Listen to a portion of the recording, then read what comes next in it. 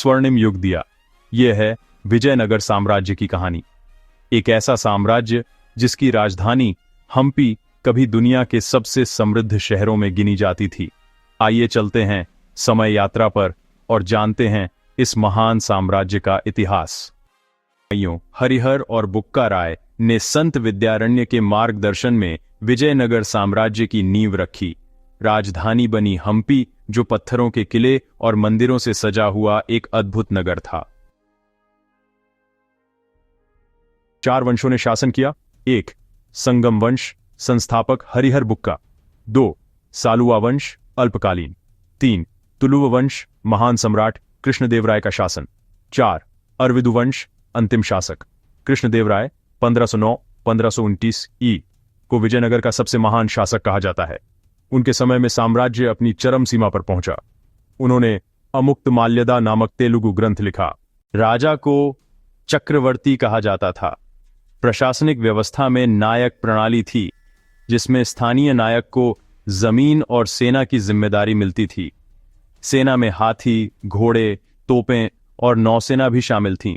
विजयनगर कला और संस्कृति का गढ़ था। हम्पी के मंदिर और विशाल पत्थरों की नक्काशी आज भी यूनेस्को विश्व धरोहर में शामिल है। संगीत, नृत्य, भरतनाट्यम, कर्नाटक संगीत और साहित्य को शाही संरक्षण मिला। संस्कृत, तेलुगु, कन्नड़ और तमिल में अद्भुत कृतियां लिखी गईं। विजयनगर दुनिया का सबसे समृद्ध साम्राज्य माना जाता था। विदेशी यात्री Abdul Razzaq, Domingo Paes, Niccolo Conti ने हम्पी की तुलना रोम और पेरिस जैसे महानगरों से की। यहां सोना, हीरे, घोड़े और मसालों का व्यापार होता था। 1565 ईस्वी, तालिकोटा का युद्ध। विजयनगर सेना का सामना दक्कन सल्तनतों से हुआ। युद्ध हार गया और हम्पी को लूटकर जला दिया गया। इसके बाद साम्राज्य धीरे धीरे समाप्त हो गया। 1646 ईस्वी तक विजयनगर साम्राज्य पूरी तरह विलुप्त हो गया। आज हम्पी के खंडहर हमें उस महान साम्राज्य की याद दिलाते हैं।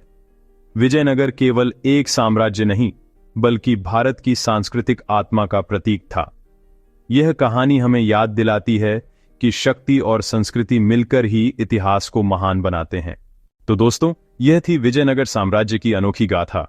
अगर आपको यह वीडियो पसंद आई हो तो इसे लाइक करें, शेयर करें और हमारे चैनल द पास्ट टाइम को सब्सक्राइब करना न भूलें। मिलते हैं अगले वीडियो में, तब तक के लिए नमस्कार।